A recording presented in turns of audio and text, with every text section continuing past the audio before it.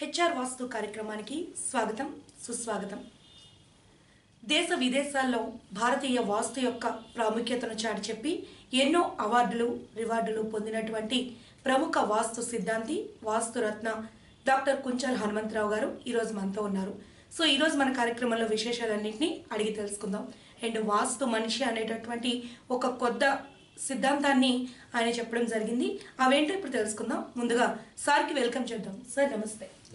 Sir ఇప్పుడు చూసుకున్నట్లయితే సర్వసాధారణంగా ఒక వాస్తు ప్రాబ్లం ఏదో ఉందనుకోండి, ఒక ఇంటికి కానీ పెద్ద పెద్ద కమర్షియల్ బ్లాక్కి కానీ, అంటే మ్యాక్సిమం ఇది కమర్షియల్ బ్లాక్స్ కానీ చెప్పుకోవచ్చు, కొన్ని కోట్లలో వాళ్ళు వ్యాపారం చేస్తారు కాబట్టి ఆ వాస్తు ఏదైనా ప్రాబ్లం ఉంటే ఒక రకమైన జంతువులు కానీ ఏమైనా ఇస్తే అది రెమెడీ పోతుంది, ఇంకా మళ్ళీ మీకు దాని తాలూకు ఇంపాక్ట్ ఉండదని చెప్పడం కొన్ని సందర్భాల్లో వింటూ ఉంటున్నాం. అది నిజమా కాదా? అసలు వాస్తుకి జంతువులకి ఏమైనా సంబంధం ఉందా? యాక్చువల్గా ఏంటంటే నేను హైదరాబాద్ వెళ్ళాను ఒకసారికి, ఒక ప్లేస్కి, కమర్షియల్ కాంప్లెక్స్ వెళ్ళాను.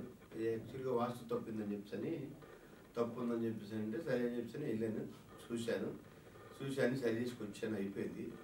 తర్వాత ఏంటంటే వాళ్ళు ఒక మేకను తీసుకొచ్చేసి దాన్ని బలి చేశారు అన్నమాట.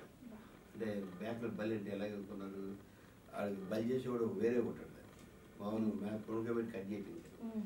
మేక నుంచుంటేనే డైరెక్ట్ కత్తి పెట్టి కొట్టేస్తారు, కొట్టేసాడు. దానికి వీడియో తీసి చూపించాను. సార్ ఇలా చేసాం, సార్ పూజ చేసాం, అది చేసాం, అమ్మవారు పూజ చేసాము, లేకపోతే రకరకాలు చెప్తూ ఉంటే నాకు ఇంకా ఎంత బాధ అనిపించిందంటే అసలు వాస్తుకి ఎంత మూఢనమ్మకం ఉంటుందా అని చెప్పేసి అని ఎంత మూఢనమ్మకాలు పడి ఉన్నారు జనాలు. ఇష్యూ ఏంటంటే వాస్తు అనేప్పటికెళ్ళే వాస్తవానికి చాలా మంచి డ్రాయింగ్ తీసుకొని చక్కటి వాతావరణంలో గాలి వెలుతురు బాగా ఉండే విధంగా చూసుకోవాలి వాస్తు అనేది. అంటే మనిషి యొక్క మానవ యొక్క ప్రణాళిక ఏంటంటే గాలి వెలుతురు బాగా వస్తే ఇంట్లోకి మనిషి ఆరోగ్యకరంగా ఉంటాడు. తర్వాత మరొక విషయం ఏంటంటే ఫ్యాక్టరీలో పనిచేసే వర్కర్కి కూడా గాలి బాగా తగలాలి. గాలి తగలకుండా చుట్టూ గోడ కట్టేసి లోన పెట్టేసి మీరు కుమ్మేస్తే అది మనిషికి బ్రెయిన్ పనిచేయాలి. ముందు ప్రతి మనిషికి బ్రెయిన్ పనిచేయాలన్నమాట. పనిచేయడానికి ఏంటి, చక్కటి గాలి, చక్కటి ఎన్విరాన్మెంటు, చక్కటి వాతావరణం, చుట్టూ చెట్లు, ఫ్యాక్టరీ చుట్టూ చెట్లు వేయాలి, ఈ పొల్యూషన్ రాని కొన్ని చూసుకోవాలి. ఇటువంటివన్నీ కొన్ని జాగ్రత్తలు తీసుకోవాలి వాస్తు విషయంలో. అంతేగాని జంతువులు అర్పించేయటము, శుద్రపూలు చేసేయటము ఇవన్నీ వాస్తు సంబంధించినవి కాదన్నమాట. అలాగే మన బెంగళూరు వెళ్ళాను. బెంగళూరు కూడా ఒక ఫ్యాక్టరీ వెళ్ళాను. చూసిన తర్వాత అక్కడ ఏమైందంటే అక్కడ కూడా ఏంటంటే సేమ్ సంథింగ్ చెప్పకూడదు కానీ చాలా డేంజరస్ అన్నమాట. ఇవన్నీ కూడా కొంతమంది పూజలు చేసేవాళ్ళు. పూజలు చేసి అమ్మవారి సంథింగ్ ఏదో దేయానికి సంబంధించిన సబ్జెక్ట్ అంతా పెట్టేసుకొని అక్కడ ఇక ఇది మనం చెప్తే మన సొసైటీలో బాగోదని చెప్పలేదు. కానీ నేను అలాంటి దుర్మార్గ పనులు మనం చేయకూడదు. మనం చేయాల్సింది ఏంటంటే చక్కటి వాతావరణంలో మంచి గాలి వెలుతురు వచ్చే విధంగా వాస్తుపరంగా డ్రాయింగ్ ఉందా లేదా చూసుకొని చక్కటి వాస్తు ఎక్కడ తప్పితే వాస్తు ఈ రకంగా ఇక్కడ మనం తప్పిందండి, ఇక్కడ డ్రాయింగ్ మనం డిజైన్ చేసుకోవాలి, ఈ రకంగా మనం పొజిషన్ చేసుకొని ఈ రకంగా ఫ్యాక్టరీ కట్టాలి, ఎక్కడ గోడౌన్స్ కట్టాలి, ఎక్కడ ఆఫీస్ కట్టాలి, ఏ ప్లేస్లో మనం ఆఫీస్ కట్టుకుంటే బాగుంటుంది, ఏ ఏరియాలో గోడౌన్ కట్టుకుంటే బాగుంటుంది, ఏ ఏరియాలో మిషనరీ పెట్టుకోవాలి, రకరకాలుగా ఉంటుంది అంటూ పార్ట్స్ అన్నమాట. ఆ పార్ట్స్ ఎలాగ డిజైన్ చేసుకోవాలి, మనం ఆ డిజైన్ చేసుకుని వాస్తుపరంగా పెట్టుకుంటే ఎలాగ ఉంటుంది, పెట్టుకోకపోతే నష్టం ఏంటి అనే విషయం తెలుసుకోవాలి ఫస్ట్ ఆఫ్ ఆల్. అంతేగాని ఎక్కడో శుద్ర పూజలు అఘోరాలను తీసుకొచ్చేసి లేకపోతే రకరకాల మనుషులు తీసుకొచ్చేసి ఏదో నైట్ 12 గంటల దాకా పూజలు చేయించడం, 12 గంటలు దాటిన తర్వాత ఏదో దాన్ని కోసేయటం, అక్కడ రకరకాల అన్నమాట. చెప్పుకోలేను బయటికి అని చూశాను, అంటే నాకు అనుభవాలతో ఉన్నాయి. కానీ అవన్నీ చేయకూడదు అన్నమాట. దానివల్ల చాలా ప్రమాదాలకు గురవుతాం. మనం మానసికమైన వేదన అన్నమాట. ఒక జంతువును బలి చేయడం తప్పు కదా మరి. అది మనలాంటి జీవే కదా. ఆ జీవిని ఎంతో సంతోషకరంగా ఉండాలి, ఆ జీవిని తీసేస్తాం మనం. అందులో చిన్న జీవులు కాదు, పెద్ద జీవులు అన్నమాట. రకరకాలు చేస్తూ ఉంటుంది. ఈ రకమైన ప్రాబ్లమ్స్ ఉంటాయి అన్నమాట. అందుకోసం చేస్తేనే జంతు బలు అర్పించడం అనేది వాస్తు సిద్ధాంతం కాదు.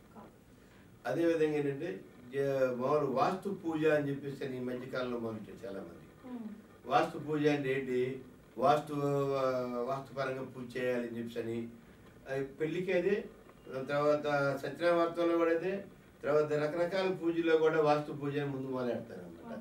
తర్వాత నుంచి దాన్ని ఏదో రకం కలిపేస్తారు, దాన్ని చేయటం కాదు. అది కూడా తప్పే. వాస్తుకి అసలు పూజ ఎక్కడదండి? వాస్తు పురుషుడు అంటారు, వాస్తు స్త్రీగా ఉండాలి కదా మరి, అంతే కదండి.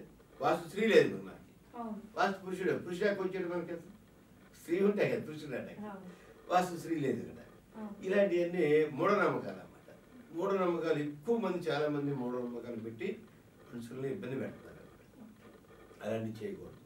తర్వాత ఇంకో విషయం ఏంటంటే, చాలామంది బడ్డీ కొట్ల దగ్గర కానీ, కిరాణా షాపులు కానీ, పెద్ద షాపులు దగ్గర ఈ తాంబేలు బొమ్మలు పెడతా ఉంటారు. షాపులు చూస్తూ ఉంటారు చాలాసార్లు. తాంబేలు బొమ్మలు పెట్టేసి దాంట్లో ఏదో పూలు వేసి దాన్ని ఏదో చూస్తూ ఉంటారు, సంథింగ్ ఇలా చేస్తూ ఉంటారు. అది ఒక అలంకరణ కోసమే పనిచేస్తుంది. వాస్తుపరంగా అది పనిచేయదు మనకేమి, అలంకరణ అన్నమాట. ఏదో ఐటమ్ పెట్టుకోవడం, ఏదో వేసుకున్న అలంకరణ, ఏదో సంథింగ్ జరిగిందంట, దాన్ని మనం కామెంట్ చేయకూడదు. అది కానీ దాన్ని క్యాచ్ చేసుకుంటారు మా వాళ్ళు, చూపించేసి పెట్టుకోండి వాస్తవానికి బాగుంటుంది, మీ వ్యాపారం బాగా డెవలప్ అయిపోతుంది. వ్యాపారం డెవలప్ అవడానికి అన్ని చాట్లు ఉంటే అన్ని డెవలప్ అవుతామండి. ఉండాలి, కరెక్ట్గా ఉండాలి. అది అందరితో ప్రేమ భావంతో ఉండాలి. వాళ్ళు ఉండరాదు, ఇవన్నీ పెట్టుకుంటారు అన్నమాట. అలాగే కొన్ని పట్టిక బెల్లాలు, పట్టికి రాయి తెచ్చాక పెట్టి దాన్ని కుంకుమ పసుపు వేస్తారు అన్నమాట. ఆ రాయికి ఒక ప్లేస్ కేటాయిస్తారు, అది వాస్తు అంటారు. కానీ అలంకరణకు బాగానే ఉంటుంది, కానీ వాస్తు అంటే తప్పు అన్నమాట. ఈ రకరకాలు చెప్తూ ఉంటారు. అలాగే ఏంటంటే నేను చాలా చూస్తూ ఉంటాను అన్నమాట, వెళ్ళిన చూస్తూ ఉంటాను, వాస్తు చూస్తూ ఉంటాను.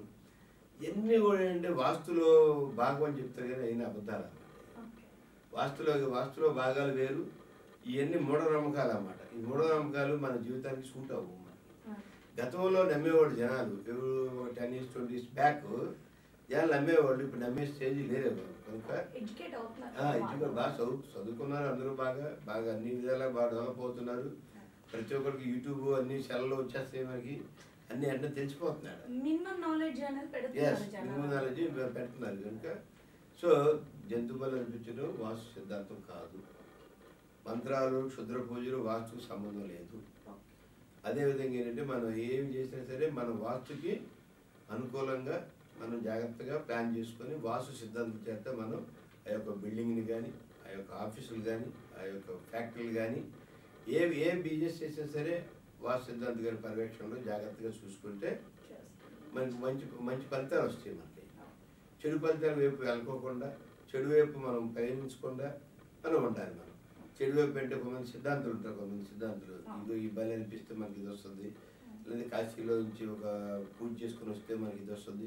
పూజ అనేది వేరే, వాస్తుకు సంబంధం లేదు.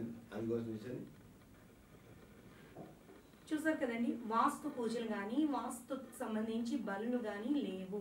ఖచ్చితంగా వాస్తు అనేది చుట్టూ ఉన్న వాతావరణానికి ఏ దిశ నుంచి ఎటువంటి గాలులు వస్తే వాటికి సంబంధించి మనం ఎలాంటి రెమెడీస్ తీసుకోవాలి, ఏ ప్రాంతం నివాసయోగ్యంగా ఉంటుంది, ఏ ప్రాంతం పారిశ్రామికంగా డెవలప్ అవుతుంది, ఇలాంటి విషయాల్ని మనకి క్షుణ్ణంగా చెప్పేటటువంటి ఒక సబ్జెక్ట్ మాత్రమే.